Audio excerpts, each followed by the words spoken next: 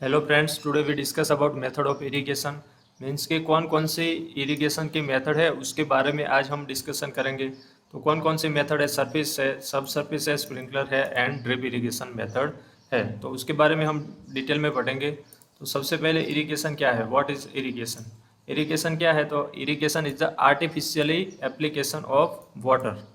Means क्या, अगर हम आर्टिफिशियली वाटर की एप्लीकेशन देते हैं, कहाँ पर, किसको देते हैं, तो टू द क्रॉप्स। क्यों देते हैं, तो to fulfil their water requirement.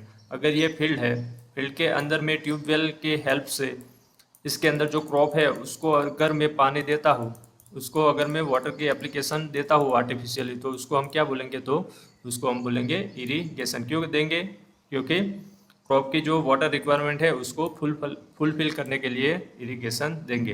अगर इसके अंदर बारिश आ रही है, रेनफॉल आ रहा है, तो उसको हम इरिगेशन नहीं कर सकते। तो अब हम मेथड ऑफ इरिगेशन के बारे में डिटेल में पढ़ेंगे। तो सबसे पहले कौन से, सरफेस इरिगेशन। सबसे पहले कौन से, surface irrigation, most common method of agriculture in our India. It includes following methods. Surface irrigation में कौन कौन सी मेथड है, तो सबसे पहले कौन सी है, तो वो है फ्लड इरिगेशन। फ्लड इरिगेशन में हम क्या करेंगे, तो आप ये पिक्चर में देख सकते हैं, पूरा का पूरा फील्ड है उसको पानी से हमने भर दिया है। जैसे कि ये मेरा फार्म है, तो फार्म में मैं इधर से इरिगेशन दे रहा हूँ, तो पूरा का पूरा फार्म पानी से भर दूंगा, तो उसको हम क्या बोलेंगे, तो उसको हम फ्लड इरिगेशन। फ्लड इरिगेशन किस क्रॉप में मोस्टली यूज होता है, तो वो वेटलैंड राइस में। वेटलैंड राइस को और क्या जाना जा सकता है, तो वो है लोलैंड राइस। क्यों, क्योंकि इसमें पडलिंग करने के लिए water is applied to the crop by flooding it on the soil surface. Flood means के, फ्लड जो आता है उसमें कैसे पूरा का पूरा पानी भर जाता है फील्ड में, वैसे ही हम इस इरिगेशन मेथड में करते हैं। कहाँ पर एडॉप्ट होता है, वहाँ जहाँ पर वाटर इज एबेंडेंट, जैसा कि यूपी है, साउथ गुजरात है, वहाँ पर ये मेथड मोस्टली यूज होती है। मिनिमम लेबर इंटेंसिव मेथड, इसमें कोई लेबर चाहिए नहीं। इधर से अगर हम पानी स्टार्ट कर देंगे ट्यूबवेल से, तो पूरा का पूरा खेत भर जाएगा, तो उसमें कोई इतने लेबर चाहिए नहीं। दूसरी कौन सी है मेथड, तो दूसरी है चेक बेसिन। तो चेक बेसिन में क्या, तो चेक बेसिन में ये है, ऐसे चेक बेसिन फील्ड में बना देते हैं। ये है, तो ऐसे चेक बेसिन फील्ड में बना देते हैं। तो वो कौन से मेथड है, चेक बेसिन।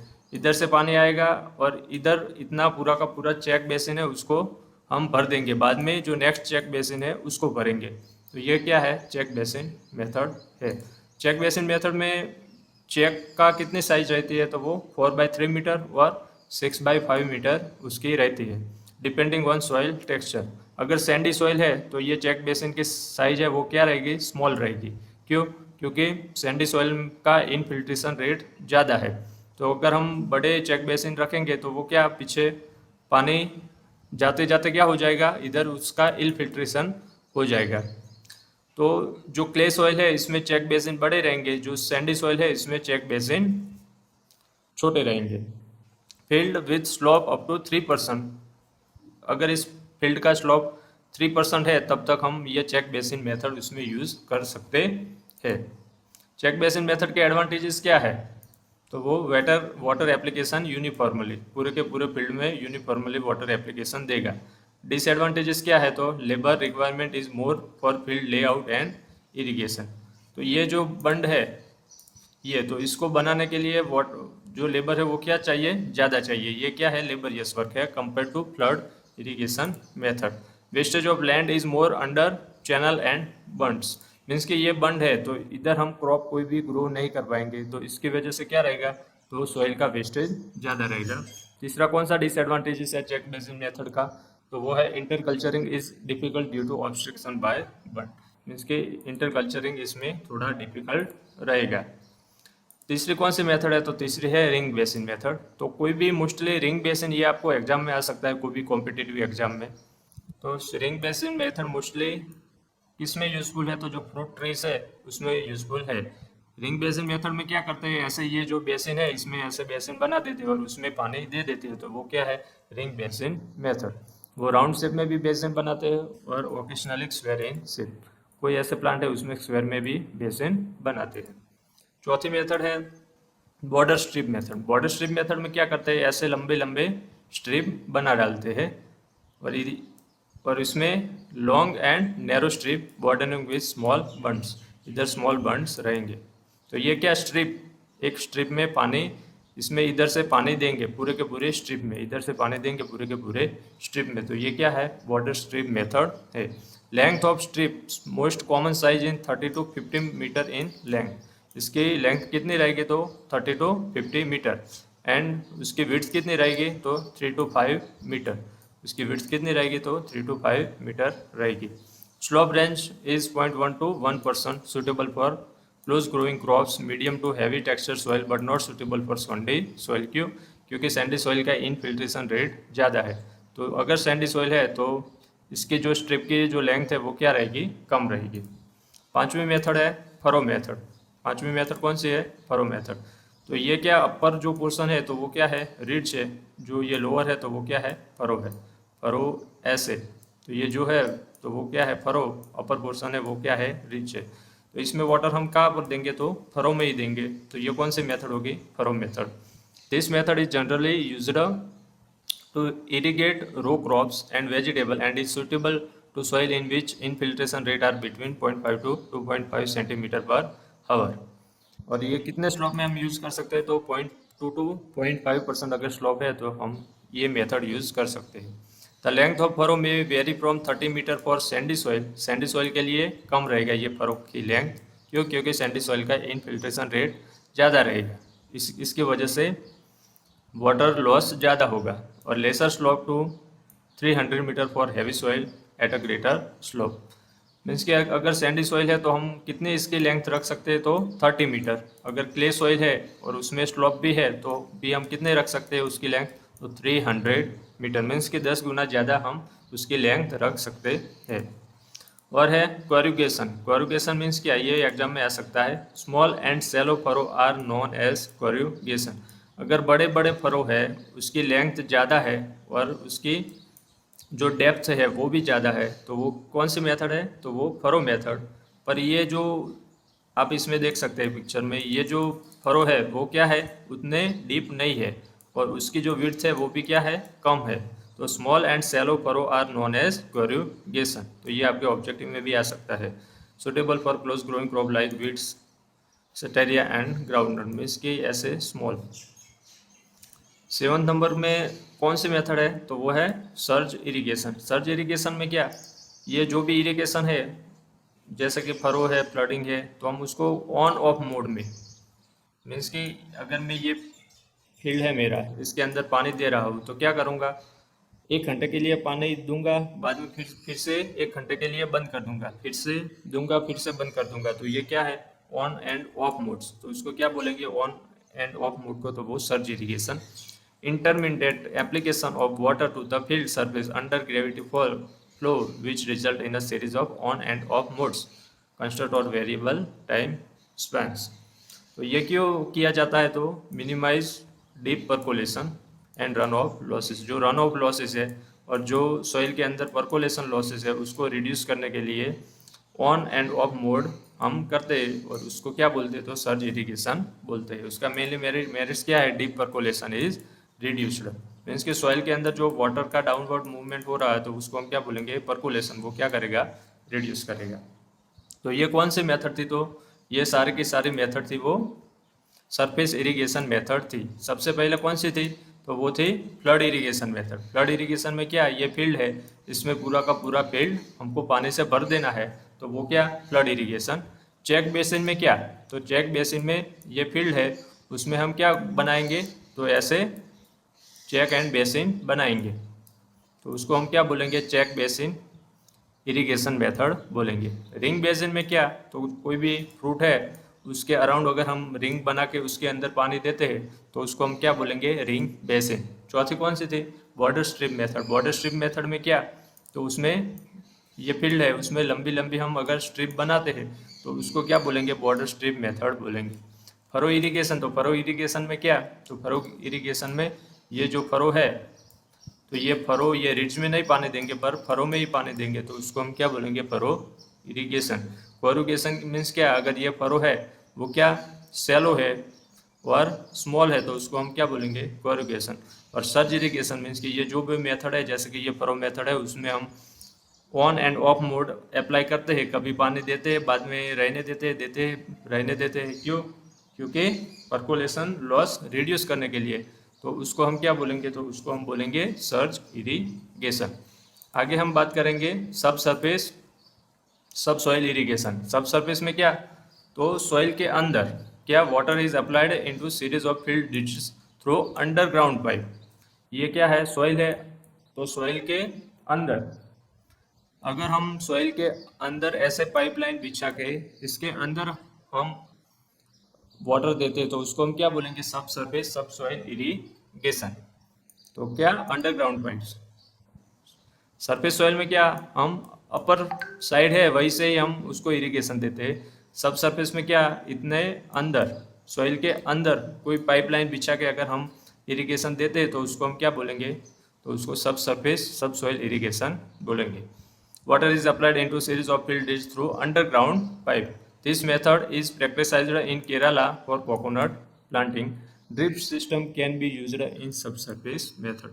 इसके ये जो सबसर्फेस मेथड है उसमें हम पाइप के अलावा ड्रिप इरिगेशन मेथड भी हम यूज़ कर सकते हैं। उसका मेनली बेनिफिट क्या है कि जो इवापोरेशन हो रहा है पानी का उसकी वजह से जो लॉस हो रहा है तो वो क्या होगा? रिड्यूस होगा। पर इसकी दिक्कत क्या है कि ये जो मेनली पाइप है तो उसको चॉकिंग के प्रॉब्लम ज़्यादा बढ़ जाएंगे। तो आगे हम देखेंगे मेरिट्स क्या है? Evaporation loss is less due to dry surface, less weed problem, इतना विड प्रॉब्लम होगा नहीं। डीप ट्रेंचेस में भी यूज्ड फॉर ड्रेनेज। अगर हमको ज़्यादा पानी दे दिया है और ज़्यादा फ्लड जैसे कंडीशन है तो पानी निकालने के लिए भी हम ये पाइप का यूज़ कर सकते हैं। डीमेरिट्स क्या है? Deep percolation through trenches, maintenance of pipeline is difficult. आगे हम बात करेंगे स्प्रिंकलर इरिगेशन के बारे में। कौन सा है? Sprinkler irrigation. इसमें क्या? तो ये क्या है? स्प्रिंकलर है, ये क्रॉप है, उसमें जैसे रेन आता है और जैसे ड्रॉपलेट प्लांट के पर रहते हैं वैसे ही लाइक रेनफॉल हम इरिगेशन देते हैं तो वो क्या है? Sprinkler irrigation. Water is applied with pressure to the surface of any crop और soil in the form of a thin spray somewhat resembling rainfall. Rainfall की तरह अगर हम वाटर देते हैं, इरिगेशन देते हैं तो वो क्या है? स्प्रिंकलर इरिगेशन है। This system consist of sprinkler heads, means के हेड्स रहता है, उसका नोजल रहता है। इसके अंदर ये क्या होगी? इधर ये पाइपलाइन है, ये क्या है? पाइपलाइन है। तो ये पाइपलाइन भी रहती है, मेन पाइपलाइन भी रहेगी और वो कनेक्टेड विथ पंपिंग यूनिट। इधर जो पंपिंग यूनिट है वहाँ से वो कनेक्टेड रहेगा। तो स्प्रिंकलर इरिगेशन के एडवांटेजेस क्या है? Mainly suitable for undulating topography and Sandy soil. अगर कोई अनलेवल्ड सॉइल है जैसा कि ऐसी सॉइल है और इधर हमारा ट्यूबवेल है तो हम डायरेक्ट वाटर सर्विस इरिगेशन से इधर नहीं दे सकते हैं। पर अगर स्प्रिंकलर इरिगेशन है तो प्रेशर से हम इधर स्प्रिंकलर लाइन बिछा के अनड्यूलेटिंग मीन्स के अनलेवल्ड टोपोग्राफी है, अनलेवल्ड सॉइल है तो भी हम इरिगेशन दे सकते हैं स्प्रिंकलर की हेल्प से। तो मेनली इसका ये बेनिफिट है। सैंडी सॉइल में भी क्या उसका इनफिल्ट्रेशन रेट ज़्यादा है तो वहाँ पर भी हम स्प्रिंकलर यूज़ कर सकते हैं। Discharge rate is more than 1000 litre per hour. एक आवर में 1000 से ज़्यादा litre discharge rate sprinkler irrigation का रहता है। स्प्रिंकलर प्रेशर 2.5 टू 4.5 kg पर सेंटीमीटर स्क्वायर, ये स्प्रिंकलर का प्रेशर है। इंक्रीज 40% इन इरिगेटेड एरिया, मीन्स कि अगर हम कोई फ्लडिंग करते हैं तो जो हम क्रॉप ग्रो करते हैं जितना हम इरिगेशन देते हैं, अगर इसके अलावा अगर हम स्प्रिंकलर इरिगेशन देते हैं तो 40% ज़्यादा हम इरिगेशन दे सकेंगे फील्ड में। तो मेनली ये भी इसका एडवांटेजेस है। About 40 to 60% saving in labour compared with surface. Labour भी इसमें मेनली अगर चेक बेसिन है तो उसके कंपनी में इसमें लेबर कम चाहिए। It can be used to protect crop against frost and high temperature. अगर हाई टेम्परेचर है स्प्रिंकलर हम स्टार्ट करते हैं तो टेम्परेचर क्या रहेगा? वो लो रहेगा और फ्रॉस्ट की वजह से जो डैमेज हो रहा है तो वो भी स्प्रिंकलर इरिगेशन क्या करेगा? रिड्यूस करेगा, पर्टिकुलरली इन पोटैटो क्रॉप्स। तो मोस्टली पोटैटो ग्राउंडनट में स्प्रिंकलर इरिगेशन यूज होता है। उसके बाद में क्या है? कौन सी मेथड? तो वो है ड्रिप इरिगेशन मेथड। तो ड्रिप को also known as trickle irrigation. तो ये भी ट्रिकल इरिगेशन भी आपको एग्जाम में आ सकता है दूसरा वो किस कंट्री से इंट्रोड्यूस हुआ था, तो वो इजराइल से, तो वो भी आ सकता है। तो ड्रिप इरिगेशन किसने, जहाँ पर इजराइल में वाटर स्कैरसिटी ज़्यादा है तो वहाँ पर इंट्रोड्यूस हुआ था। ड्रिप और trickle irrigation is one of the latest method of irrigation which becoming increasingly popular in area with water scarcity. Means के जहाँ पर वाटर की स्कैरसिटी है वहाँ पर ड्रिप इरिगेशन ज़्यादा पॉपुलर है, एंड शॉर्ट प्रॉब्लम जहाँ पर है वहाँ पर भी ज़्यादा पॉपुलर है। जैसे कि हमारे इंडिया में मोस्टली गुजरात रीजन है, गुजरात का जो वेस्टर्न रीजन है वहाँ पर ये मोस्टली पॉपुलर है, राजस्थान के वेस्टर्न रीजन में मोस्टली पॉपुलर है। This irrigation is defined as the precise but slow application of water as discrete drop continuous drops through mechanical device called emitters. जो इधर इसके ड्रिपर रहते हैं जहाँ से ये पानी निकलता है, ये पाइपलाइन है और जहाँ से ड्रिपर से पानी निकलता है तो उस ड्रिपर को हम क्या बोलते हैं, एमीटर्स। तो ये एमीटर्स भी आपको एग्जाम में आ सकता है। This system involves the slow application of water drop by drop to root zone of the crop। Means कि जो क्रॉप का रूट जोन है वहाँ पर वही ये ड्रॉप बाय ड्रॉप वाटर देगा। In this method water is used very economically since losses due to deep percolation and surface evaporation are reducing to the minimum. Means कि जो ट्रांसपीरेशन इवापोरेशन से जो लॉस हो रहे हैं तो वो भी क्या करेगा, रिड्यूस करेगा। डिस्चार्ज रेट ऑफ वाटर पर ड्रिपर, जो एमीटर हम बोलते हैं, is generally for 1 to 4 litre per hour. कितने प्रेशर से, 2.5 kg पर सेंटीमीटर स्क्वायर प्रेशर से 1 से 4 लीटर पर आवर वाटर का डिस्चार्ज होता है।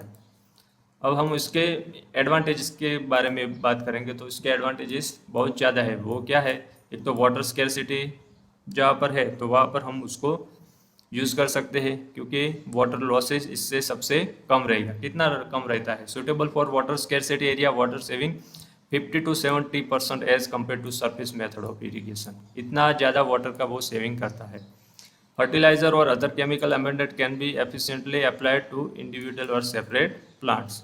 और क्या कर सकते हैं हम, तो ड्रिपर है तो उसमें हम फर्टिलाइजर भी दे सकते हैं, तो वो उसको हम क्या बोलेंगे, तो फर्टिगेशन। तो फर्टिगेशन भी एंड हर्बिसाइड की एप्लीकेशन भी हम ड्रिपर की मदद से दे सकते हैं। तो ये भी उसका मेनली एडवांटेजेस है। Most suitable for widely spaced crops orchard trees in green house. Means के इधर मोस्टली सुटेबल है। जो वाइड स्पेस्ड क्रॉप है जैसे कि कैस्टर है, कॉटन है, उसमें यूज़ कर सकते हैं। ऑर्चार्ड ट्रीज, मैंगो है, कोई भी ऑर्चार्ड है तो उसमें भी हम ये इरिगेशन मेथड यूज़ कर सकते हैं। और है typhoon system of drip irrigation. तो मोस्टली एग्जाम में ये आ सकता है कि ये किस में यूज़ होता है, तो मोस्टली शुगर कैन में यूज़ होता है। और ये कितना वाटर रिक्वायरमेंट कम करता है, तो 50% वाटर रिक्वायरमेंट वो कम करता है। तो ये भी आ सकता है। अगर आपने हमारी चैनल यूनिक एग्री सब्सक्राइब नहीं की है तो आप जल्दी से जल्दी उसे सब्सक्राइब कीजिए और एग्रीकल्चर के बारे में ऐसे ही मोर इन्फॉर्मेशन पाइए। Thank you.